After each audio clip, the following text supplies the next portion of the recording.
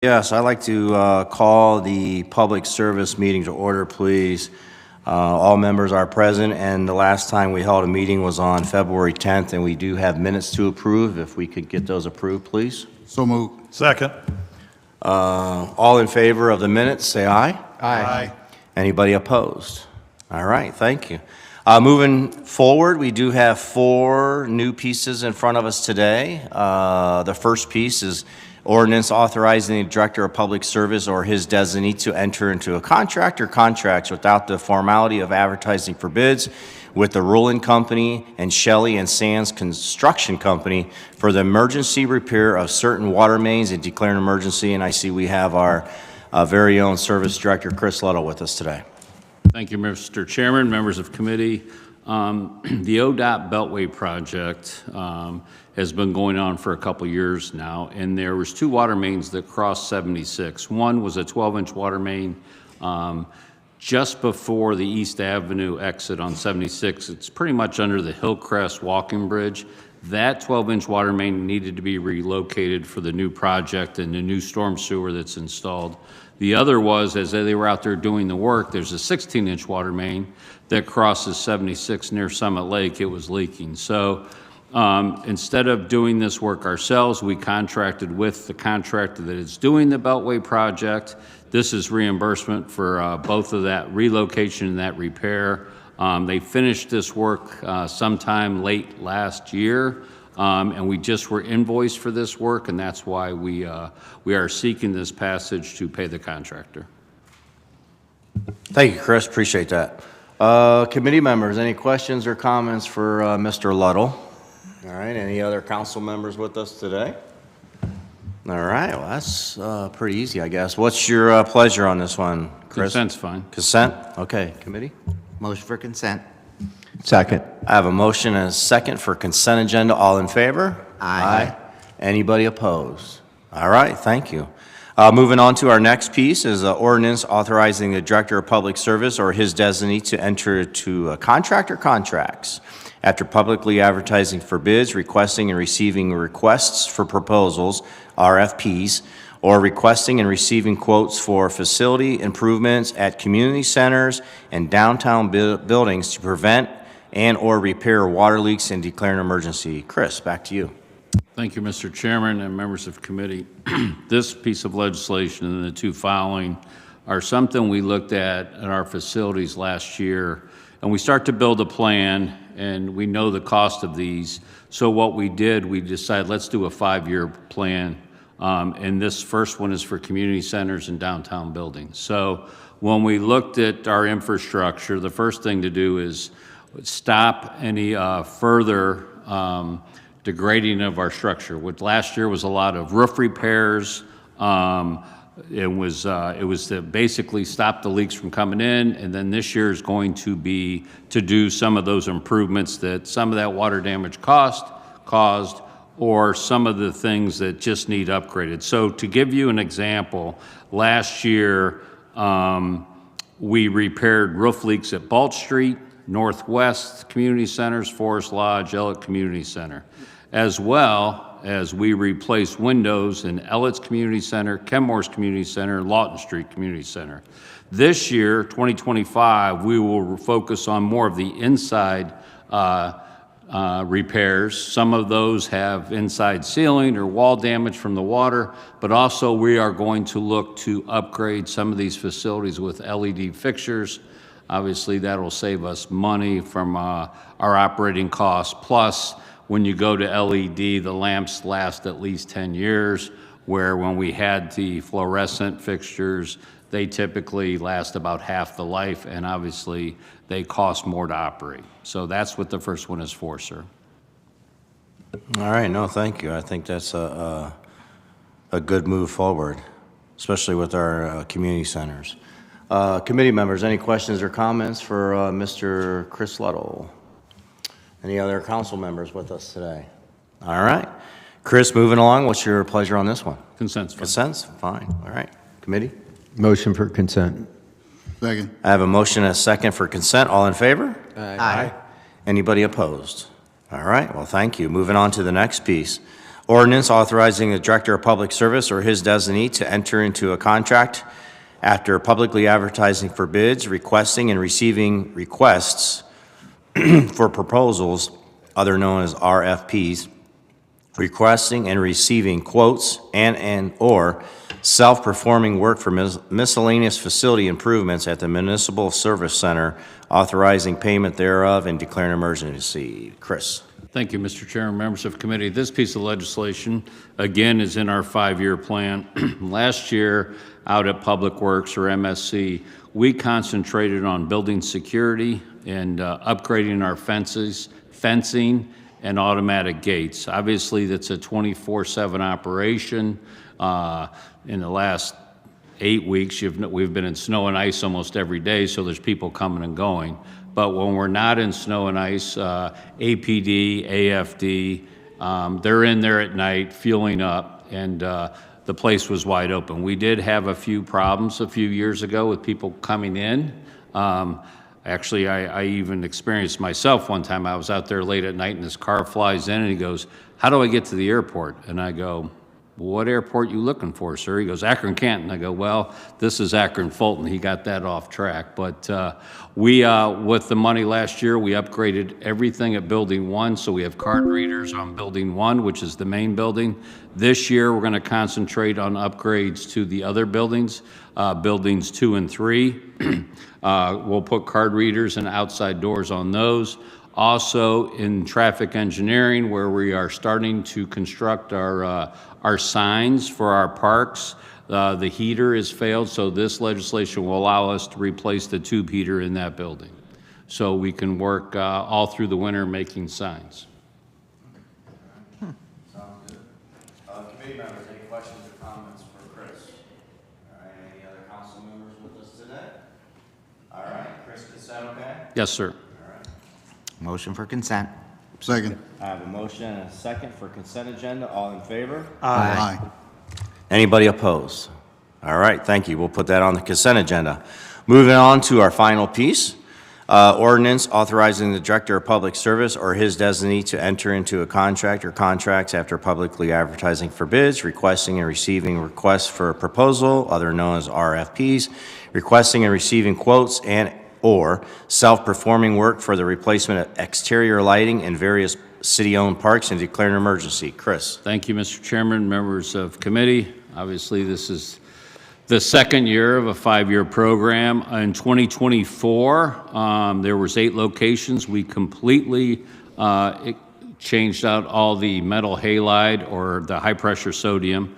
They had either one at these parks, and we upgraded them to LED fixtures. So last year we did Higher, we did Joy Park, Heinz Hillcrest, Miller Lane Tennis Courts, Lisa Ann Park, which is in Ward 9, Firestone Park parking lots, Firestone Park Community Center parking lots, Canal Place, part of Canal Place parking lots, and Ed Davis Community Center back walkway. This year, we are going to concentrate some parking lot lights, walkways, as well as basketball and tennis courts at city-owned parks and community centers, all throughout the ward. So this year, we're going to try to hit Erie Island Sports Complex, Northwest Community Center, Patterson Park Walkway, and court lighting, Waters Park, Summit Lake Community Center, Atwood Galena Park, which is in Councilman Kamer's ward, Forest Lodge, Homestead, Talbot Whitney, Corona Park, and the Super Block parking deck will be part of this project. So with that, I will take any questions. Thank you, Chris. Yeah, Heinz Hillcrest Park and Firestone Park Community Center, the parking lots look really good with these new lights, so I really support that. So thank you for having those installed. Any questions or comments for Mr. Chris Luddle? Committee members first. I'm going to take Bruce. Okay. Good to hear Northwest Community Center. Christy's been asking me about that. She's got, it's pretty dark out here. So, well, by the time, it'll be good. They've had some with the lights out there, and it's appreciate that. That was the one thing I was waiting. I went, yes, good, it's happening. So, appreciate that. Thanks. Thank you, Councilman. Councilman Hanna? Thank you. Thank you, Mr. Chair. Mr. Little, is there any chance you could put Morgan Park on that list? Morgan Park is the forgotten park in the city of Akron, so could you put that on the list and consider Morgan Park? Thank you so much. You're welcome. Thank you, Councilman. Councilwoman, please. Thank you, Mr. Chair. I was just curious, were these particular parks chosen because they have lights out currently, or we just want to replace old with new It's LED? both, but we're looking at the ones where they need replacing. So instead of putting a new lamp in an old fixture, Yep. we're going to upgrade the fixtures. Got it. I know of a big one in my ward that needs light badly. Send it Thank to us. you. Okay. Thank you, Councilwoman. Any other questions or comments from anyone? All right. Chris, consent okay? Yes, sir. All right, So moved.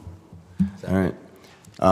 We have a motion and a second for consent agenda. All in favor? Aye. Anybody opposed? All right. Well, thank you, Chris, for all the work you guys do. I appreciate it. And then we are adjourned. Thank you.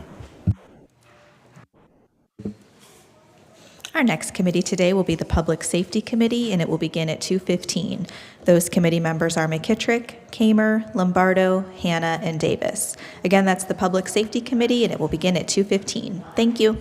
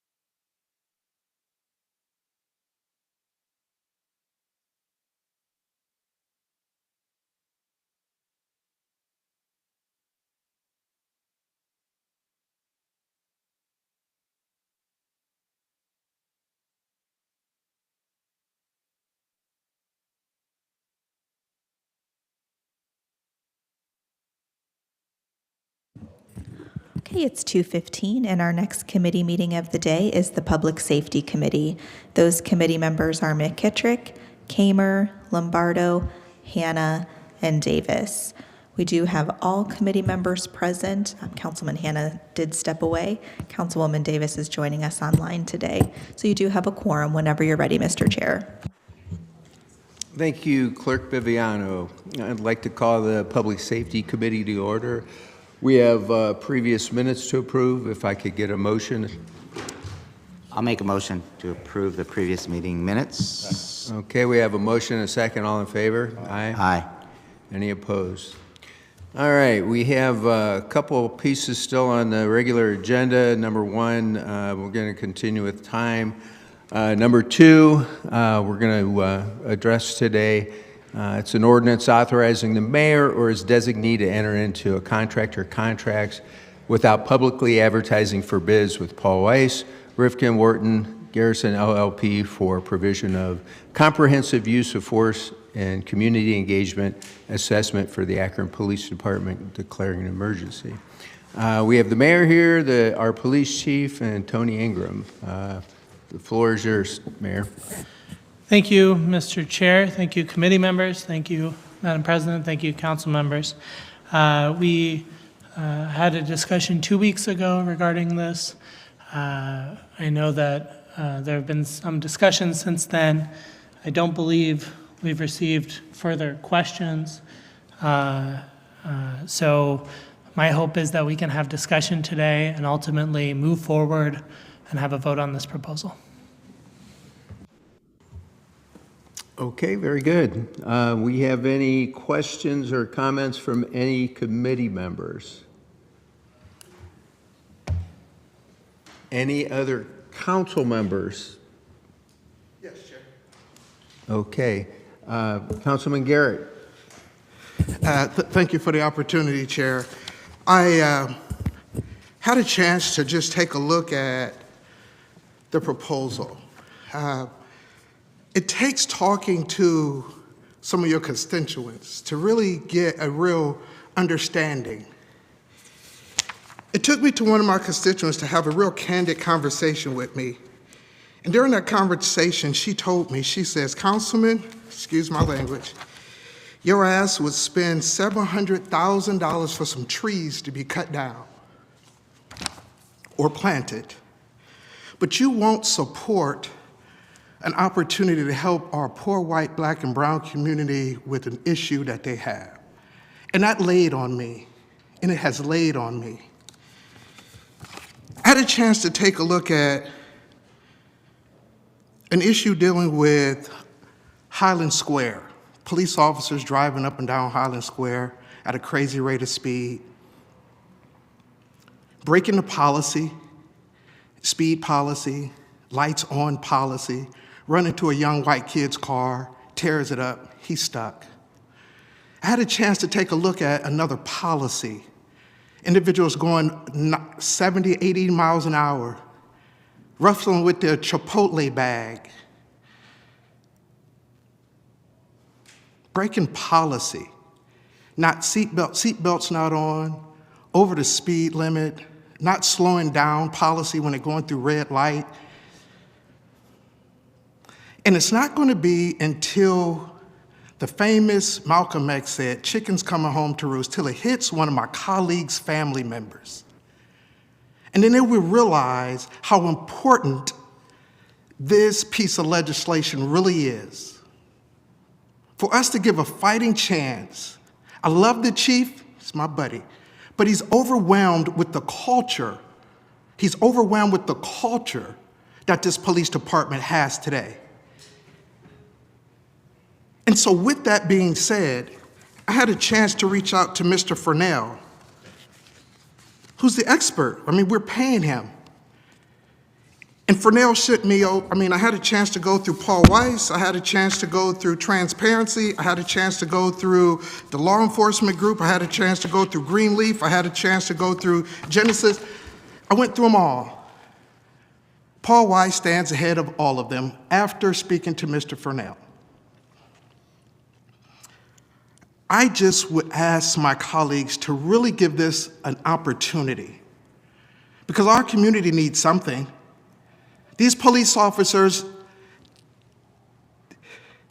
you can't do it by yourself, Mayor. You need help. We need to help you. This police department is, if it was the fire department causing all of this money, this ruckus, Henderson would have been fired a long time ago. If it was over in Ms. Jackson's department, it would have been a big rush to do something. I'm supporting you on this. I'm supporting you to spend our money this way. We need to. Now, I think about all of the little young black kids, white kids at the football leagues could use money. I think about some of the elderly people who could use the money for home repair. But this is so important. This is so important that I really would ask my colleagues, I'm not in just one particular ward, I'm throughout the entire city. So when a person drives up to Highland Square and nearly kills people, it impacts me. When a person goes down through the ward and on West Exchange Street and T-bones that gentleman, it impacts me. And so I'm going to support you on this, and I would ask my colleagues to do the same. Thank you, Chair. Thank you, Councilman. Any other council members or committee members? Oh, President Somerville. Thank you so much, Mr. Chair. I first want to begin by saying is that when the mayor made this proposal and came to me, he asked me to support and be a sponsor.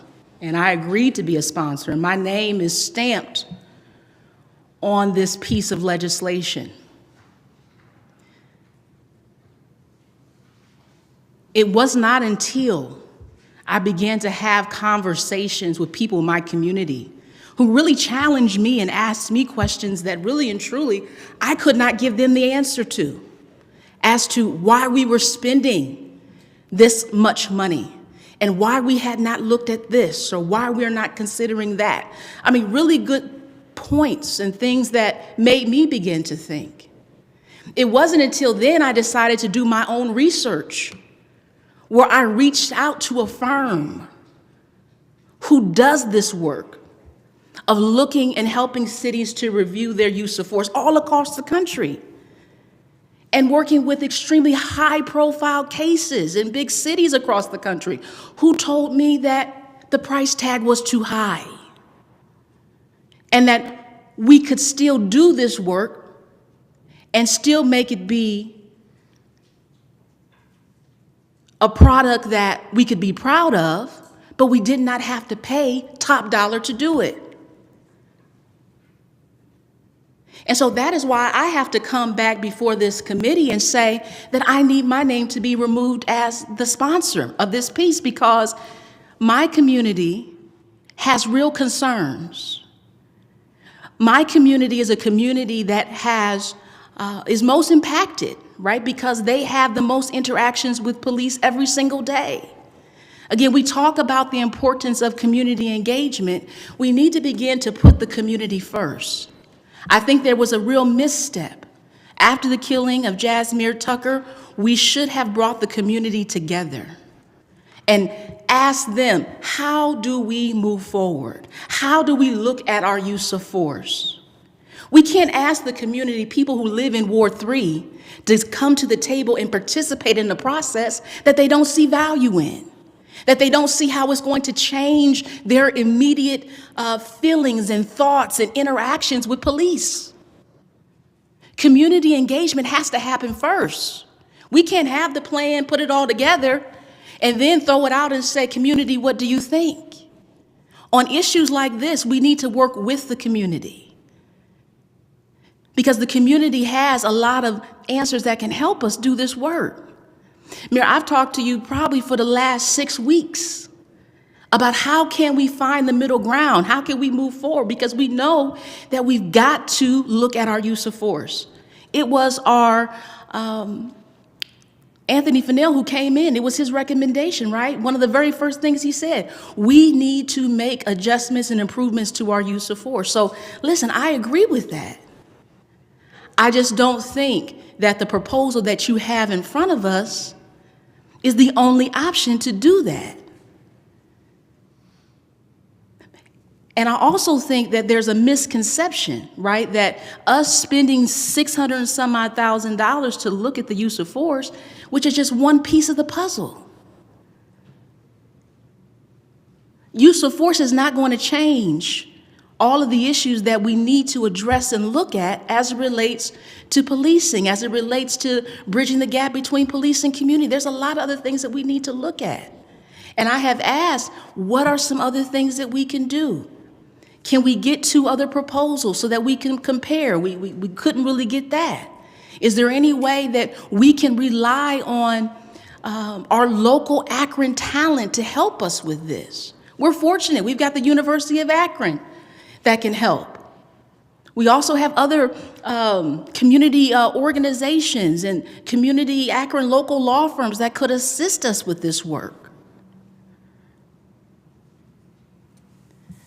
Again, I say, and I want to make it very clear, I am in 110% support of looking at our use of force. But what concerns me is that we're trying to rush just this one proposal. We're not willing to look at any other options when there are a lot of other good options out there that I think that we should be considering. And in the spirit of transparency, I mean, people, my constituents, that's all they want to see is what are the other options? What are the other price tags attached to some of those options so that we can make sure that fiscally, right, we are doing well and being responsible with taxpayers' dollars.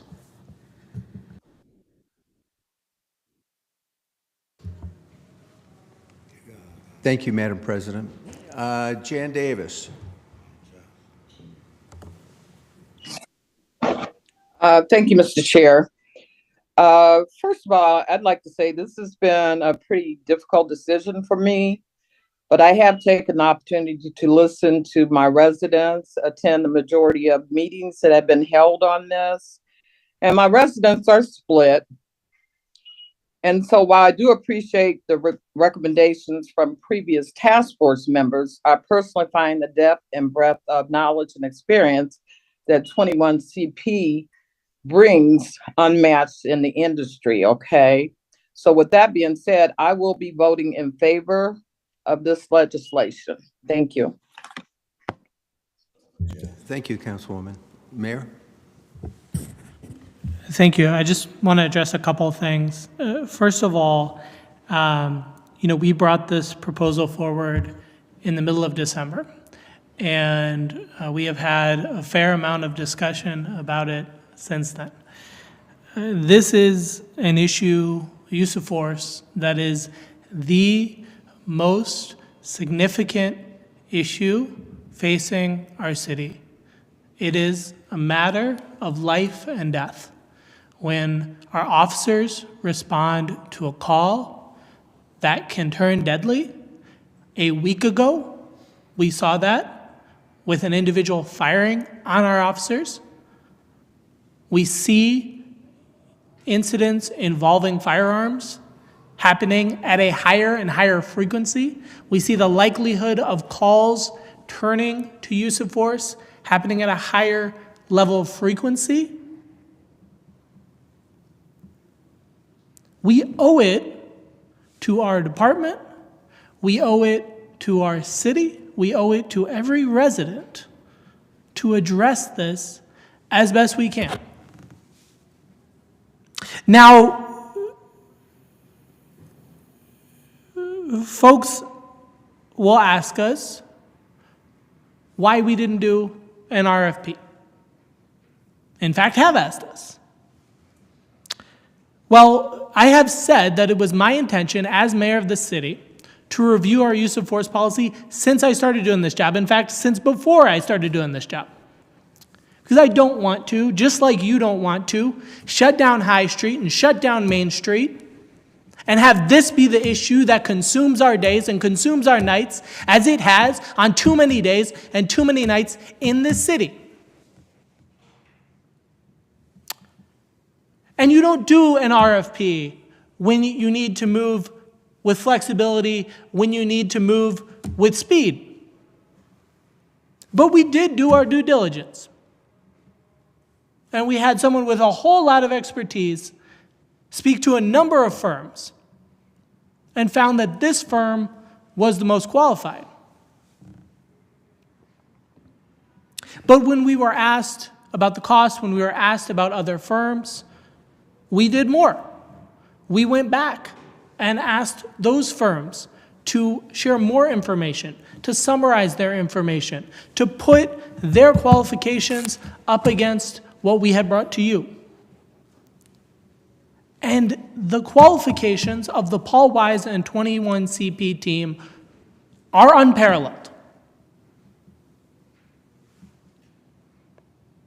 Now, we can question whether we should spend top dollar on this.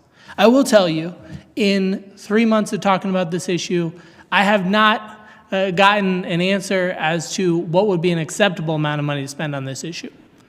We routinely pass legislation. I routinely sign legislation on Tuesday mornings that is much higher amounts of money than this, that involves much less discussion. So I don't know if $500,000 would be okay or $400,000 would be okay, or $300,000. I suspect that for some people that $50,000 would be too much. $640,000, and I can guarantee that the cost would not go above what has been quoted in the proposal. We have gone back and asked them several times. $640,000 is an investment. Just like we've tried to invest in public safety when it comes to police staffing and fire staffing, just like we've tried to invest in public safety when it comes to the scout team, just like we've tried to invest in public safety when it comes to the street team, incredible messengers, or cardiac monitors, or the new fire station, or the new fire engine. Now, we are going to, in the next few weeks, talk about the budget. I expect it will be a robust discussion. You know, I'm willing to cut the capital budget right now. We have not come to an agreement about this mobile command vehicle. If we pass this, we can cut the mobile command vehicle right now, because while it is a priority, while we could have used it 2 weeks ago when a building was falling over on South Main in the cold, and there are folks who didn't know where they were supposed to go, while we could use it, it is not a highest priority as this. If that is not good enough, let's find something else in the budget. Let's find another $640,000, because we spend more than $640,000 on trees.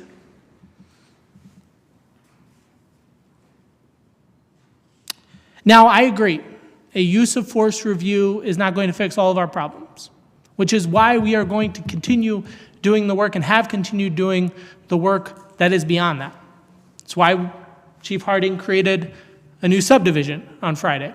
That's why we are working to expand the scout team. That's why we are working on training and working on staffing, and why we need to put more focus and more money on staffing and on training and on retention.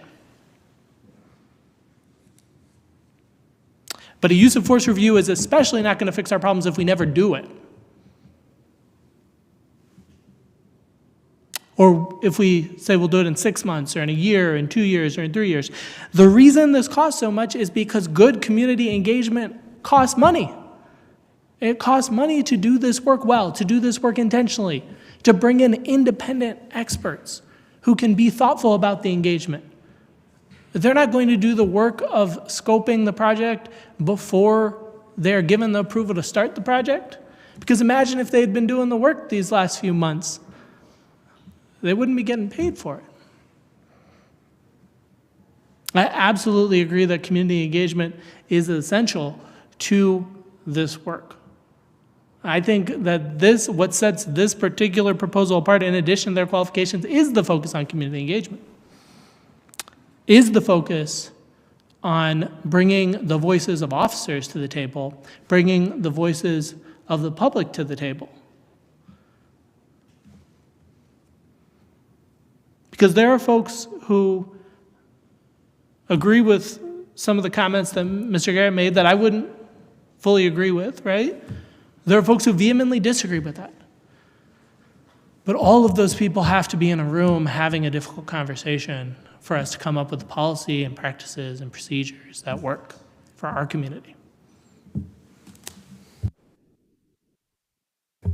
Thank you, Mayor. Councilman Fusco. Thank you. A lot has changed, and I do disagree with your comments about APD.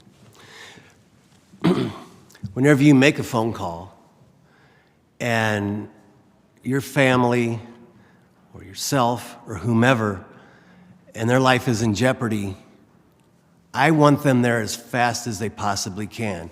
If they break policy, then we deal with it. And taking on how many calls a year, Chief? About 135,000. 135,000 calls a year. I have a feeling things are going to happen. There's no question about that. Things are going to happen. And we have procedures in place to deal with it. That's on speeding. Mayor, with all respect, you ran on Section 56, right? Full disclosure, every penny needs to be spent, Every penny has got to be fully disclosed. Okay, understand that. This council passed something dealing with that.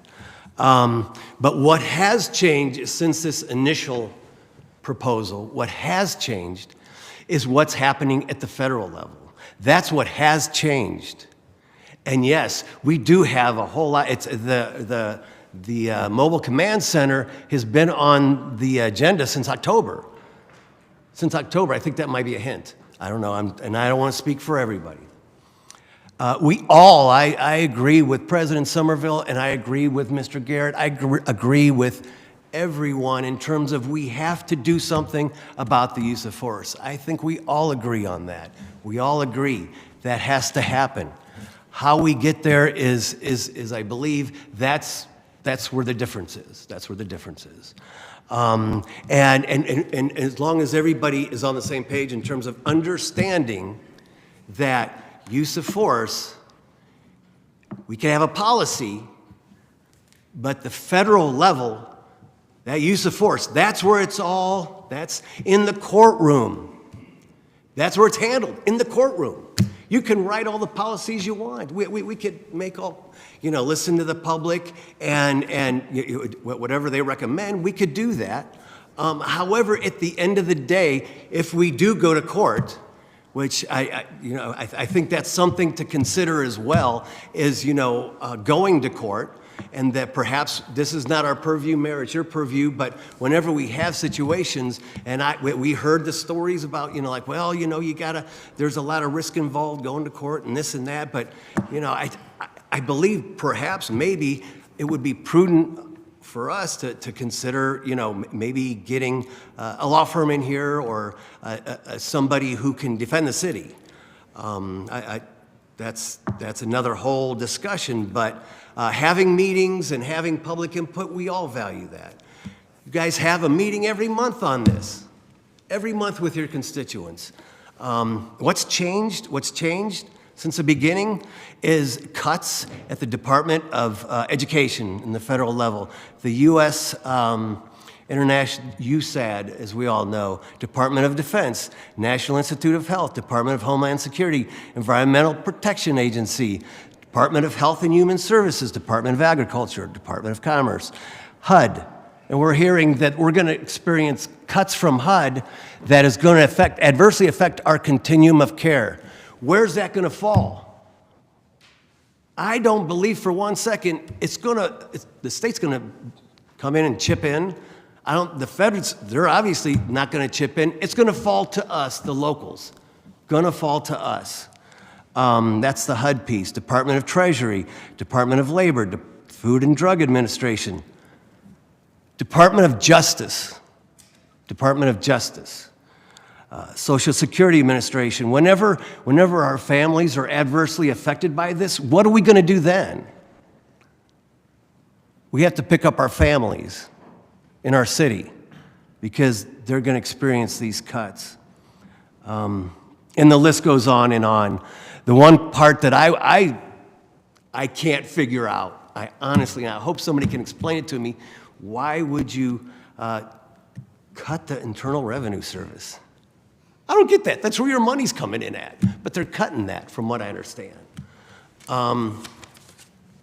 The decisions that we make, we had public hearings. We talked about trees. We talked about mobile command unit. We talked about all kinds of different expenditures within our capital budget. And we voted either in favor or against it. I voted in favor of it. But that's going to change, folks. It's going to change because of what's coming down from D.C. It's going to change. So we better prepare ourselves to help our constituents. How is that going to happen? I think the whole capital budget, we're going to see significant change. Our hope to rid our families of the lead lines, I hope that money continues. But we don't know. There's so much uncertainty out there. And yes, every penny's going to count. It's all going to count. And how we get there is the big question, Mayor, because we all agree we have to do something about use of force. Agree 1,000,000%. But how we get there, and that's been the debate. That's the debate.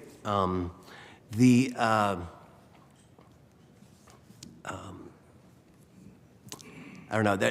I believe that there could be alternatives. Mr. McKittrick and I talked about one, and perhaps you can go in further on that one. But I understand there's the Ohio Attorney General's Police Training Council is one thing that could be had. There's other options out there that can be done, whereas we could have input from people outside our borders that are unbiased third parties, if you will, that can help us with this. We do have to work on it. There's no question about that. We all agree on that.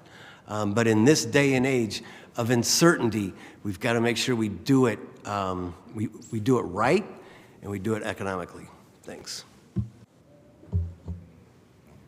Mayor, I see your mic's on. Did you have a comment? Well, I'm happy to respond. I was really just listening. The only thing I would say, again, is that I would ask Councilman Fusco what amount is acceptable, right? Is it 200,000? Is it 250,000? Is it 300,000? Is it 350,000? Look, the Trump administration was elected in November.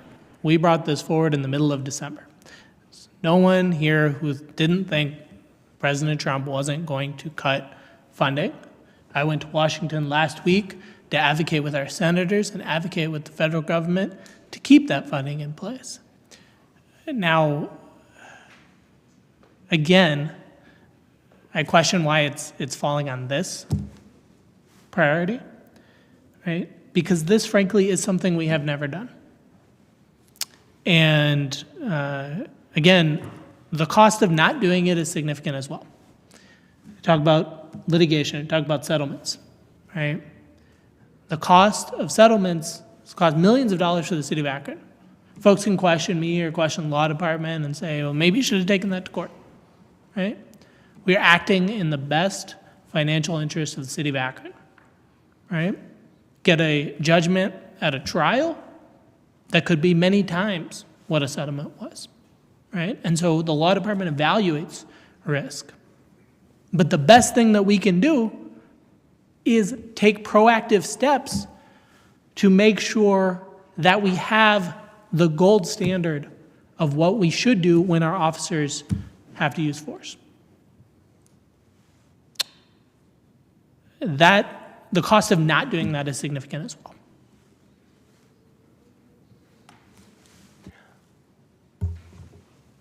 The number is whenever a proposal comes to us, and we're not paying New York City prices. I think that's part of it. And I also believe that there is support here for, what is it, CP21? I believe that there's support for that. But we have enough firepower, and I believe President Somerville said that, within the state of Ohio, within Northeast Ohio, within Ohio, to legally to move forward with CP21. What is the number? I don't know. Did we entertain any proposals from anyone from Northeast Ohio or Akron to help with regard to this? Several of the teams we shared with you are, at least one is from Northeast Ohio. What was their number? Well, you want a number. What was their number? I asked you what the number is, right? What is the number you are willing to pay? Because in the absence of that, I'm just negotiating against What is the number from the proposal? We did not solicit numbers because we already had a number. Then how can we know it? Because you cannot go back and say, hey, here's the number that the city is willing to do. Tell me what your price would be. That's not how bids work. And bids are not required here. It's not that they're not required, Mayor. It's transparency, number one, and then number two. We have been incredibly transparent, Councilman. It's also, though, like I said, give us the proposals and how much each one of them are. That's why I asked. City Council does not select contractors. City Council has never selected contractors. Also City Council wants to select contractors now. No, we don't, sir. You do. What we want to do... You said share the proposals with the numbers. Yeah, exactly, just like Section 56. It should be full transparency. That's why we're here. Full You get to approve the transparency. contract or not. It sounds like you're not going to. And we don't know what that proposal was, do I we? gave you it. We didn't give it the number, though. We didn't get the number. Chair. Councilman Kamer. Thank you, Mr. Chair. I appreciate the opportunity. I have a question for the chief, and then I'll make a few comments. Chief, thank you for the work you do, and I just wanted to ask, about a week or two ago, you changed a policy within the police department in regards to pursuits, correct? Pursuit policy was earlier in the year, which was eliminating that we could not chase for equipment violations. I think it was probably April or May of last year. Thanks. So what I would like to see in some of my constituents is, I sit here and I'm sitting across from a lot of movers and shakers, people that can change policy and help implement policy. We have it right here in this room. I'm looking straight across at all you folks here, and there are some people that's not in this room that can help change and make those recommendations to our rules and policies, and that includes the police auditor and the Citizens Review Board. We're already shelling out a lot of money in regards to the Citizens Review Board and the police auditor that I'm starting to question that position as I move forward, and I'll be discussing that during the budget hearings.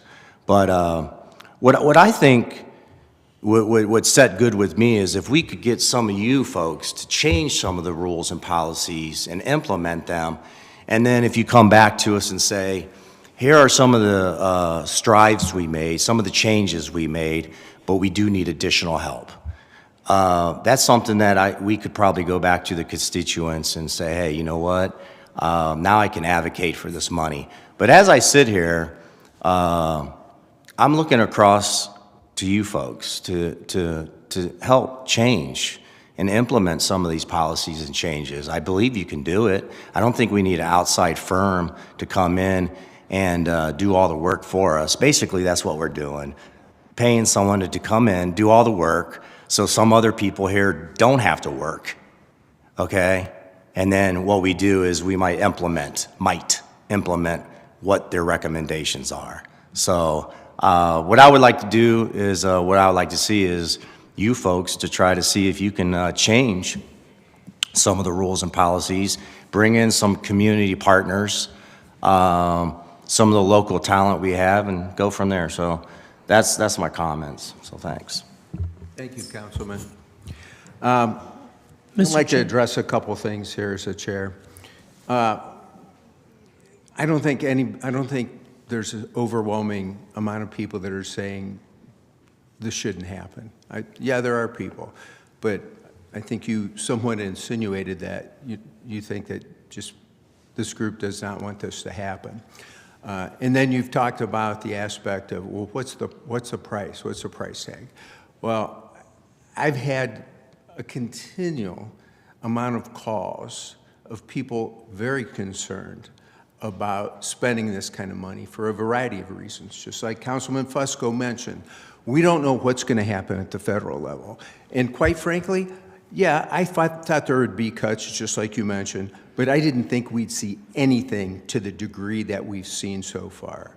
It's ridiculous what we're seeing coming in. I didn't expect it to be to this absolute degree. So I'm very cautious as far as that. We're in the process of contract negotiations with two of our biggest unions in the city. We don't know how that's going to play out. I keep hearing folks within the city, the administration, different folks talking about money's going to be tight, money's going to be tight.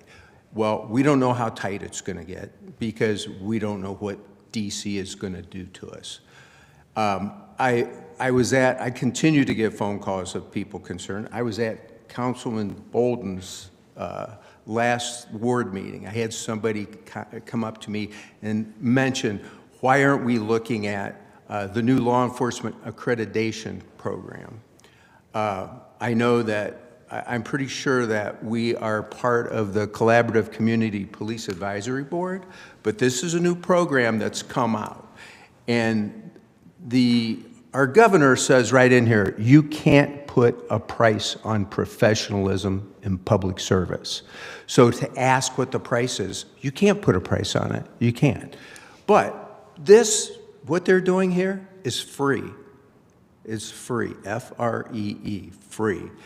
And besides the aspect of the use of force, which is number one on their list of the 31 standards of professional excellence, use of deadly force, employee recruitment, employee hiring, community engagement, evidentiary audio and video data, telecommunicator training, bias-free policing, investigation of employee conduct, vehicular pursuit, response to mass protests and demonstrations. We're having a town hall about that tomorrow. We're paying somebody as an expert. This is in this, this is included in this, and it's free. It's free. Just like the governor said, it should be available to communities, and all police departments in the state of Ohio, to the tune of about 900 diverse departments, should be able to have this. So, and it goes on for 31 different points. And some of the talking points that were in this, it says the accreditation instills public trust and confidence in policing, which is something I've heard continually from the mayor. It also says the accreditation also increases transparency, another key phrase that we hear continually.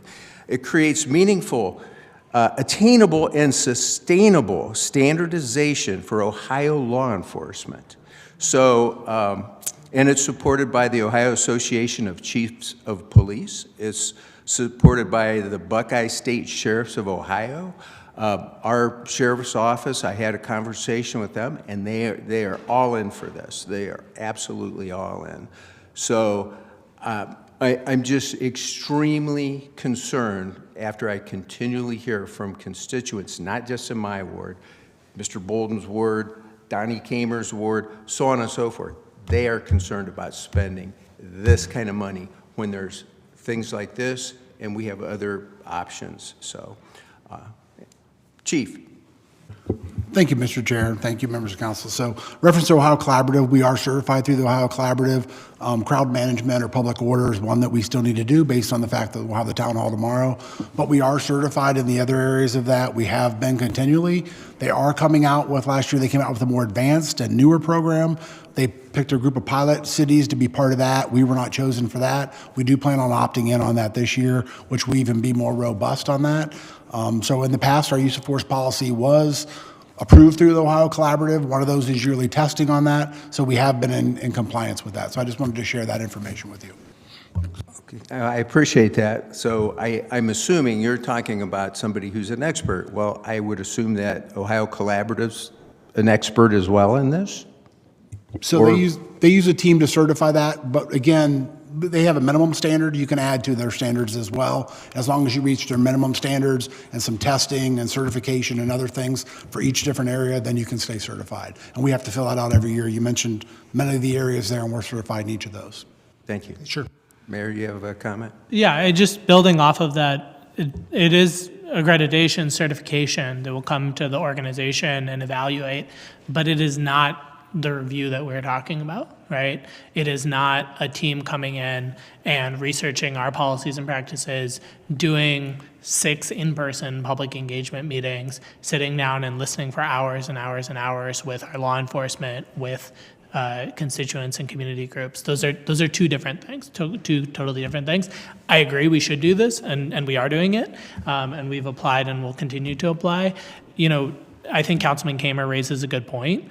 You know, last year we came in and there was a pretty straightforward change that the chief and actually the prior chief as well and the department had worked through themselves on the vehicle chase policy.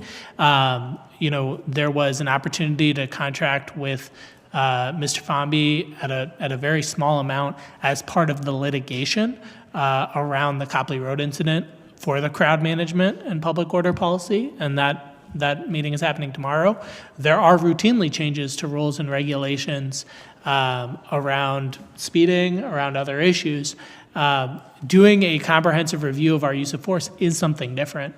I would say that, and I think we all know that the people who work for the city of Akron work extraordinarily hard, right?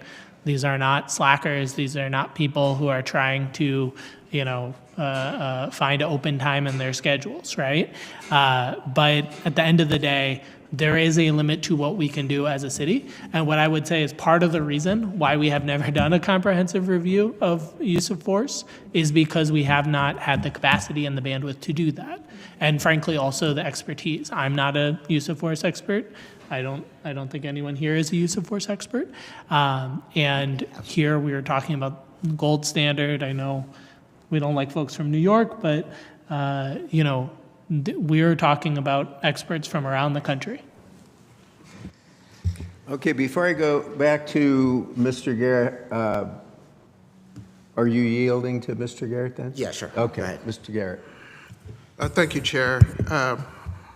Just wanted to make sure that we're on the same page when it relates to implementing policy.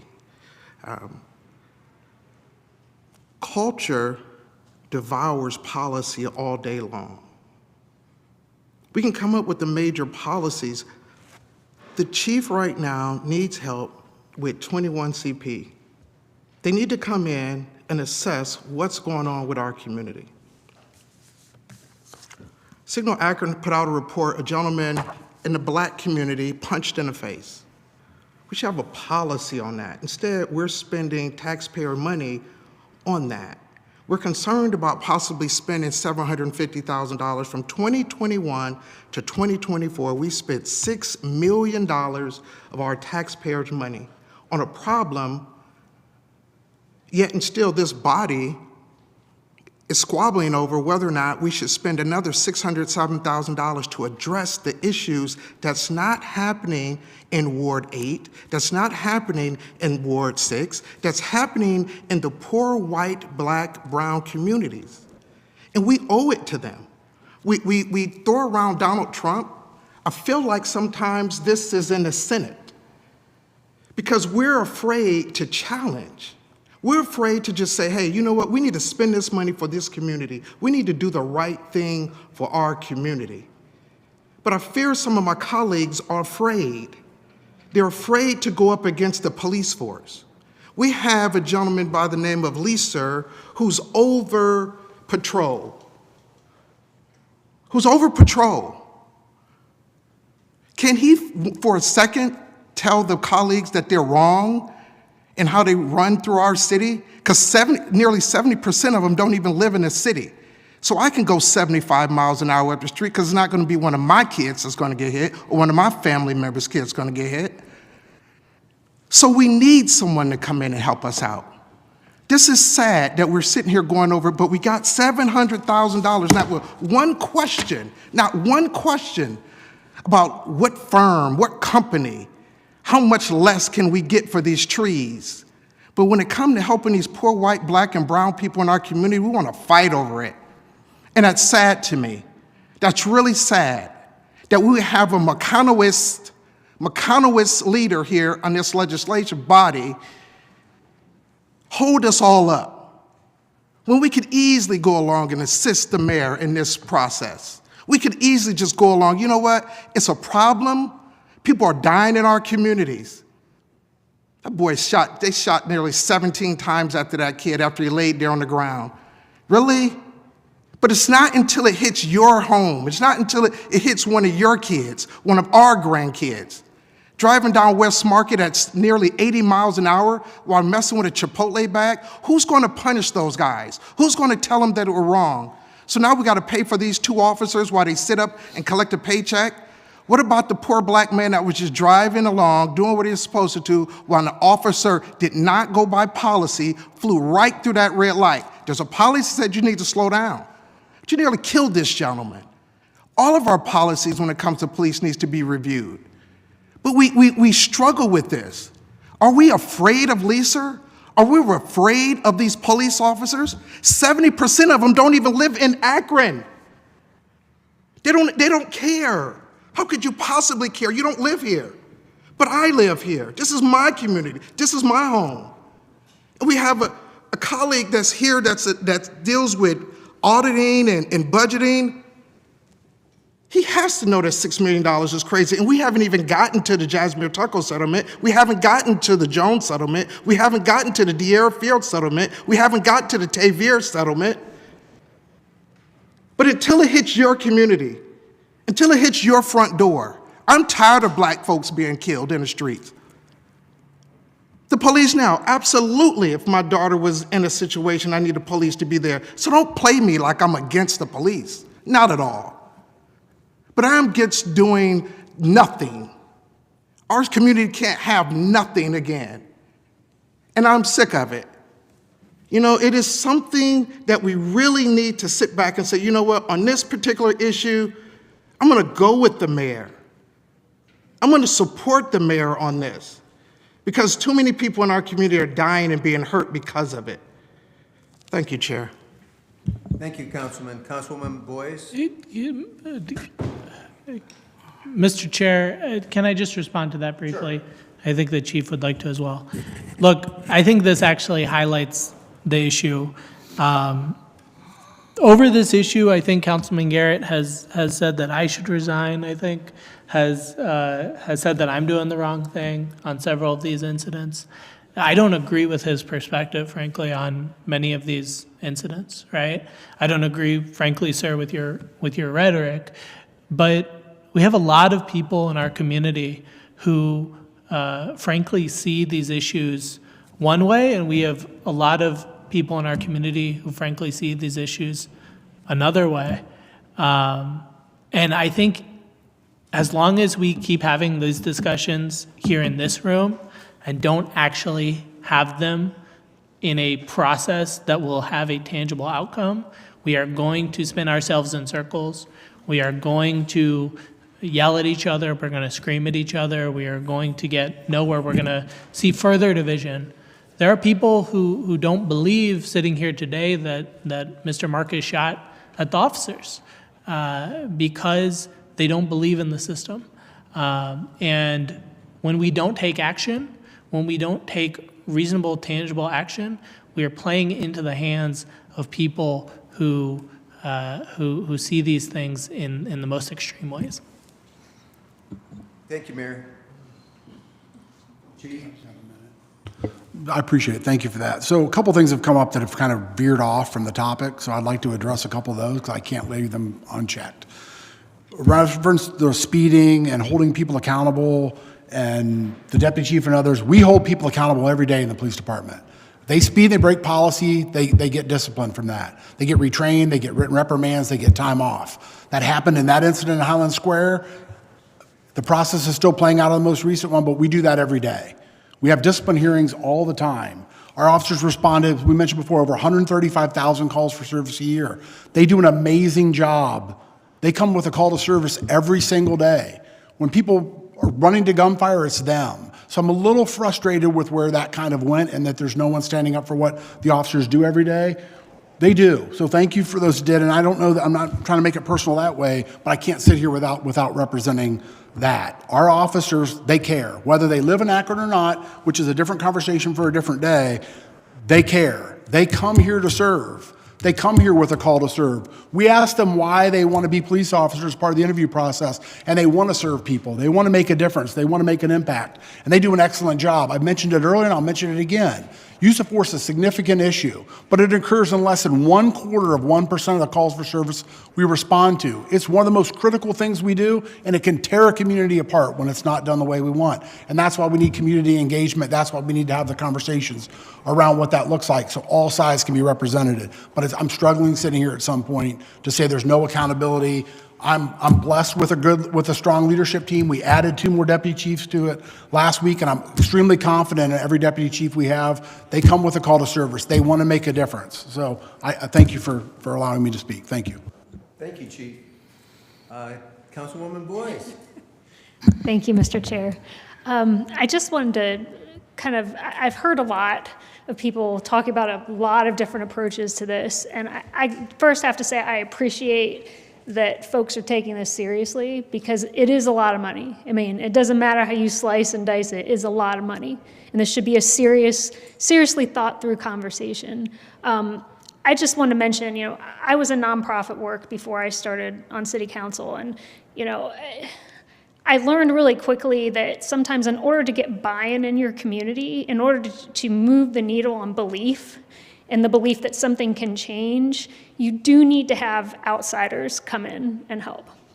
I appreciate all city folk do during the week when we're back at home, take field in our phone calls, but I will tell you, as a nonprofit servant, I know how slowly we moved. No offense, but the bureaucracy of government moves even more slowly. So I think it's wise to reach outside of government, outside of nonprofit, to a for-profit partner who's done this before, who can bring us best practices. And that's the other part. I think best practices are important. I couldn't have done the work I did without someone else telling me what's worked in other places and have proof of that. This is sorely needed here. And I just want to echo, we don't want to move too fast, but I think we need to move quickly, because we do have a more divided group of people in this community. And the police don't want that. The police want to know what we expect of them. We have not gone through a process that's given them the ability to find that out. I really, I think this is the right approach, and I appreciate the thought that's gone into it. Thank you. Thank you, Councilwoman. Councilman Fusco, did you have something else? No, go ahead. Just go ahead. First of all, I do want to mention to the mayor and his staff, and Chief, Mr. Ingram, the whole team, we did have a lot of conversation about this and moving forward and how to change the culture, which is, a part of this as well. And I do appreciate all of that work. And I don't hate New York, Mayor. I just hate New York prices in the Midwest, okay, just for that.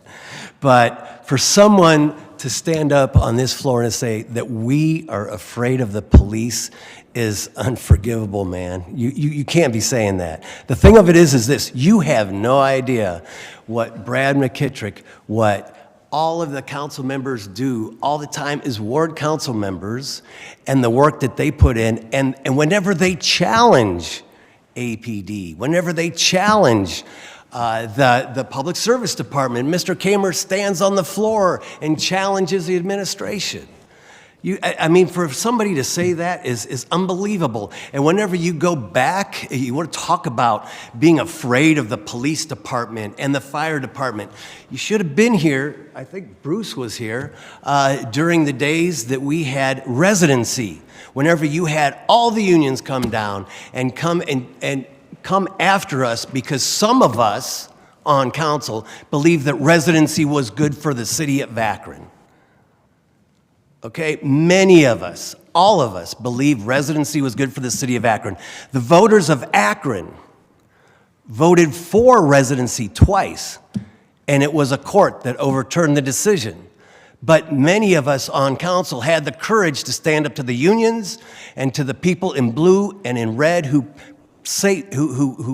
provide safety for our city.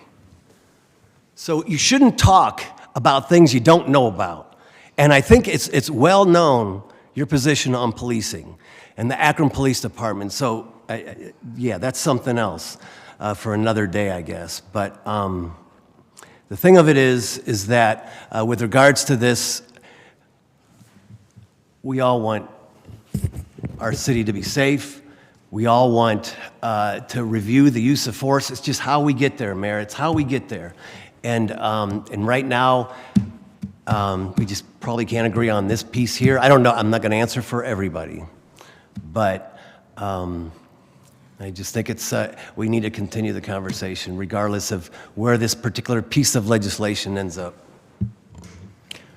Councilman Lombardo. Thank you, Chair. So, I don't live in Italy, but I care about them. I care about the hometown. But no, I agree with some things you said. I don't agree with a lot of it, but it's all right. We're still friends, as you know.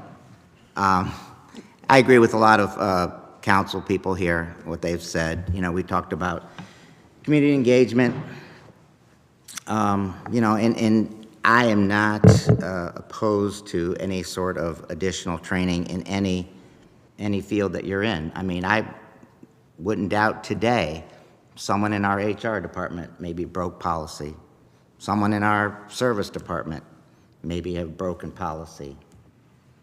It happens, but I'm not going to let one person paint the picture of the whole department or organization, because we have a lot of good people working for this city. You know, Mayor, I must say, one of the top 10 questions I get is, how's the new mayor doing? How's the new mayor? Well, how's the new mayor doing, even though you're not new? I say he's doing fine until the next situation. You know, and it seems like we always have a situation that, you know, we need to get through. And what I've heard over the last couple months is how we get through these things. You want a dollar figure? I don't care if it's $100. It's not about the money. It's not about that. What I've heard is that people want to talk about, you know, or give their side of the story. You know, and I heard that one time in our one Monday night meetings, that if we could just all be in a room with community engagement, giving their side of the story, and then Chief, your organization, giving your side of the story, I think we could, you know, then move the needle. Because, you know, again, it's not about, I'm just not opposed to more training if that's what we need. But what I am concerned about is that, you know, I'm concerned, as I talked about before, is, you know, the amount of resignations that this is causing, I think, in my opinion, that it's causing from our Akron Police Department.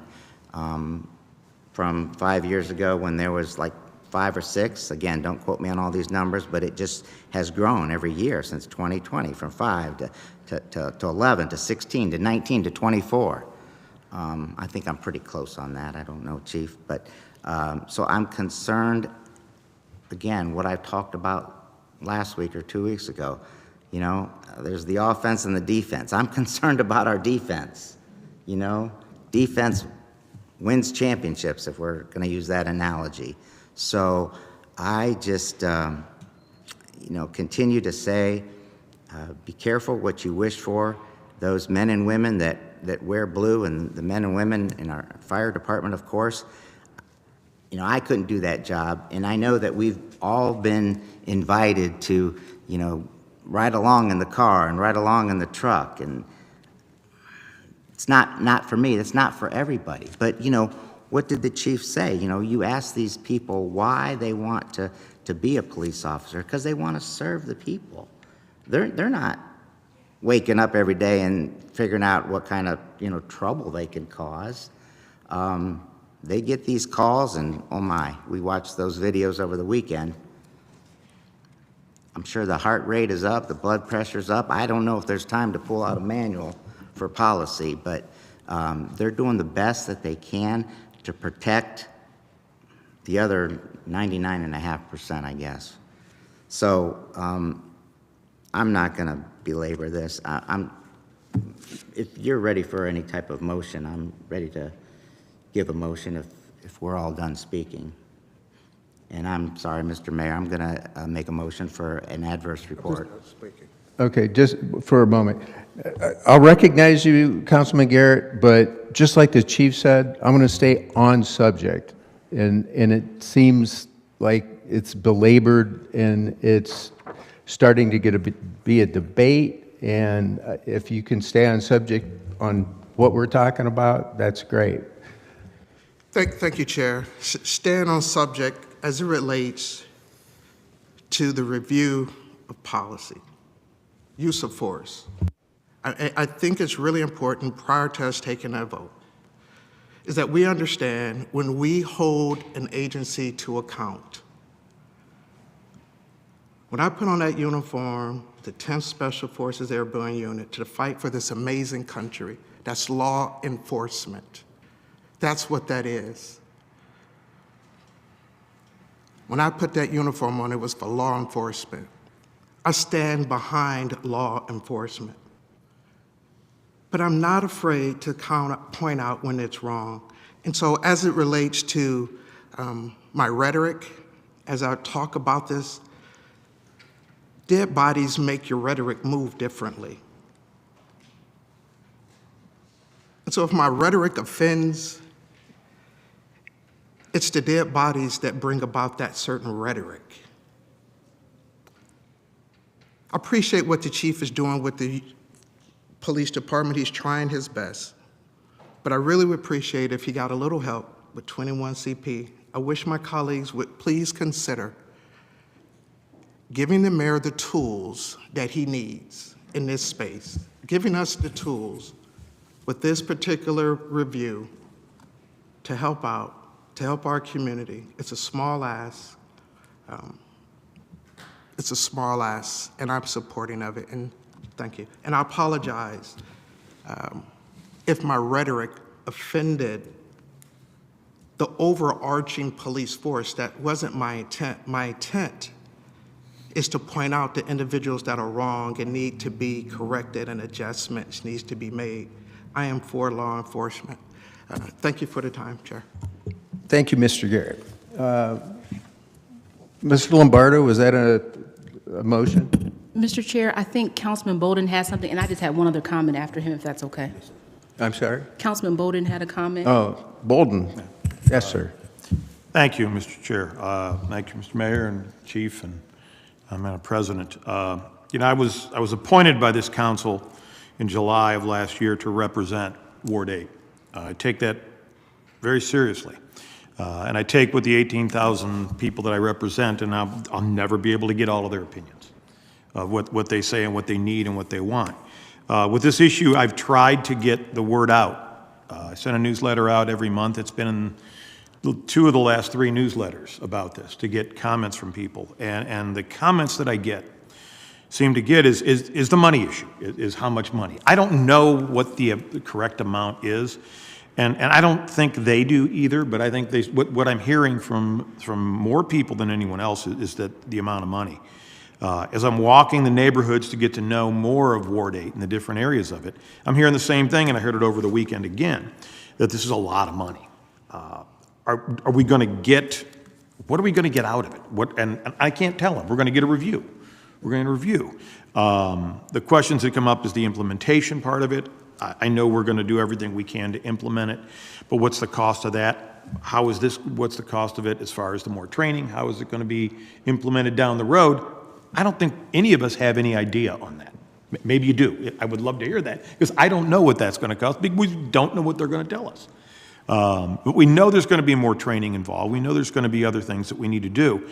And it may be more people, it may be more technology, I don't know.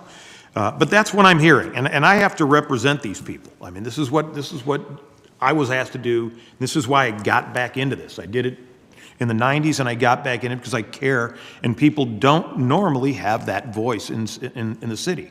And my job is to be that voice. And right now, I'm struggling with it. Something has to be done. We've got to do something about this. This is a problem, and it's going to continue to be a problem. But is this the right way to go about it? And I'm hearing from my residents that the vocal ones that are talking about it, that are bringing it up to me when I go to their door, that it's a lot of money, and we're concerned. And I've never asked them, what do you say it is? Because the average person on the street is probably going to say, I don't know. Like we're saying here, we don't know. And I'm struggling with that. But I'm hearing from more residents that they understand they're in the same boat. We need something to be done, but we don't know if this is the right thing. Thank you, Councilman. We have a motion. Mr. Chair, I'm sorry. Oh, I'm sorry. Just one last comment. Thank you. I'm sorry. President Somerville, go right ahead. You want to go first? You can go. Okay. Just one last thing that I just want to just circle back around to, because I think we're having a lot of really good conversation and dialogue right here and right now. And that's why I said that, it's really important how you start a process, right? And I think if we would have had these conversations at the very beginning amongst ourselves and with the community and with our police force, and together really figured out the next best steps forward, I think it would have helped us from kind of remaining stuck in this position here. I still say the good news is that the majority of us, as I hear and know, believe that we have to look at our use of force. We have to do something. It's just about the particular proposal in front of you. I think there's a lot of options, and I know, Mayor, I've shared a few. How can we do a contract with 21CP and work with a local law firm and bring in our university to help us with community engagement? There's a lot of other options, and I think we need to talk about those options. Again, you ask, well, what is the right amount? What is the right price tag, right? We don't know. That's why we have a process called request for proposals, right? So that we can get those numbers, we can get those proposals, and we can really do an apples to apples comparison. And without those things being present and in front of us to share with the community, to share amongst ourselves, has been difficult. But I appreciate you trying to present forth the best, because I think we all want the best, right? I think what we're saying is that I think that we can still get what's best for the city and not have to pay $642,000. And I think that's what we want to explore, because we don't want to just have the gold seal just on use of force, right? We want to make sure that we're also getting the gold seal on looking at some of our other practices and policies and things that we need to review. We want to make sure that when you're sitting at the table negotiating the contract, right? That same energy we see today, we want to see that same energy at the table, right? When we talk about bringing forth police reform, because again, that's how we see change. And in my community, my constituents, they want to see real change, because we've had a lot of promises. And I think sometimes we just want to do, and I think that's why I was so quick to stamp my name on the proposal, because I know how important it is and I want to fix it, and I know we got to do something. But sometimes we can't just always just rush to do something, but take our time so that we can get it right. And I think collectively we're right there. We just got to come together and really find the middle ground of how we move forward. Mr. Chair. Mayor. Thank you. Look, I sat at this desk for a little while having these conversations. I will always respect the members of this body who are elected to these roles and appointed.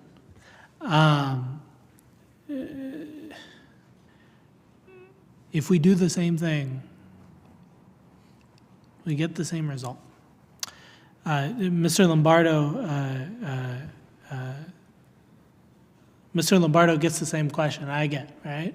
People say, how are you doing, right?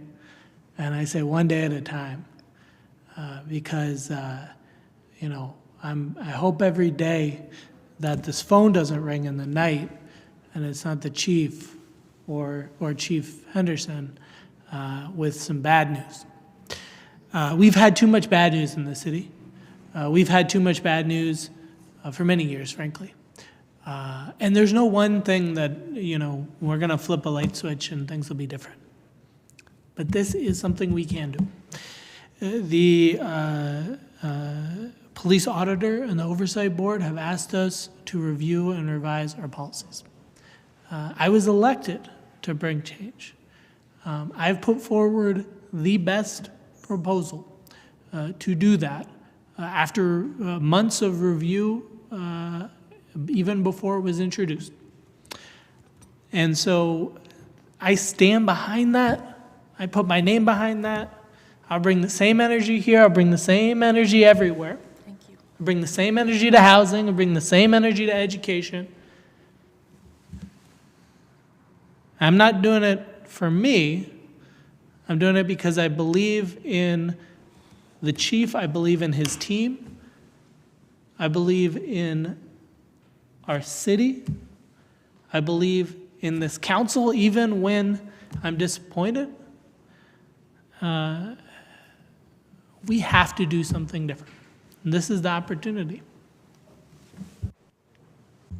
Thank you, Mayor. Councilman Hanna. Thank you, Mr. Chair. Mr. Mayor and Police Chief, thank you so much for what you're doing for the city. I think it was asked some weeks ago to send down a request for proposals, and I did read those proposals that you sent, but there were no dollar amounts on those proposals. And I think if you had to put that dollar amount on those proposals and whatever those proposals or those agencies were going to do and bring to the table, we wouldn't be having this conversation about the money part, how much it costs, because then we would have had an idea if CP21 is 600,000 and another agency was 400,000, then we would have a better idea of what we could choose from. But because you just sent down the proposals without any money with those proposals, and we don't really know what those proposals and what those companies would do because it didn't specify it. With CP21, it was specification, and then we got a Zoom meeting with them, so we knew what they were going to do. But these proposals that you sent down the last time, we don't know anything about the company other than what they wrote. But they did not say what they were going to do because I don't think the city said to them, well, give us a proposal and give us idea of how much you're going to be charging us for your work. And before I get off the mic, policies, they don't stop the use of force. It's people that stop the use of force. It's the administration. It's the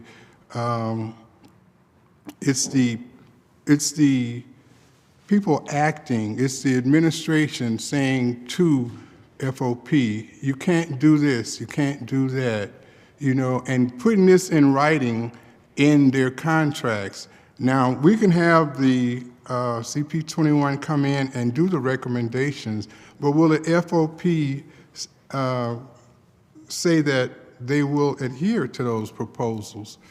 Would you have to go back and reopen up the FOP contract if CP21 brought down some proposals that we all agreed with? How would you do that? Thank you. Yeah, just to be clear, Councilman, policies can be changed without amending the contract. Use of force policy, use of force standards, et cetera, can be changed without amending the contract.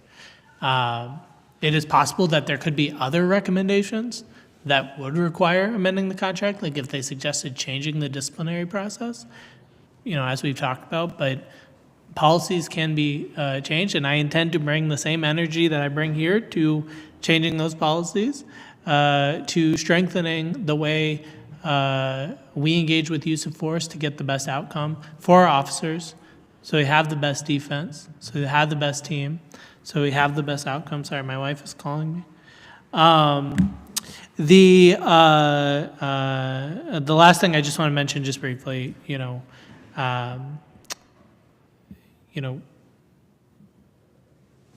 I appreciate it. Thank you. Thank you, Mayor. So we have a motion on the floor from Councilman Lombardo for an adverse report. Is there a second from the committee? Second. We have a motion and a second. Could we have a roll call, please? McKittrick, Aye. Kamer, Aye. Lombardo, Aye. Hannah, and Davis. Nay. Motion for an adverse report passes 4-1. Thank you. We've had some deep conversations on this today. I hope we can move forward, continue to address this. It does need to be addressed. I want to thank everybody for their participation today and their time to be here. Thank you. Thank you all. Okay, we have two new pieces. We'll take a few minutes for everybody to get in place here for our members of AFD for these two other new pieces coming under new legislation.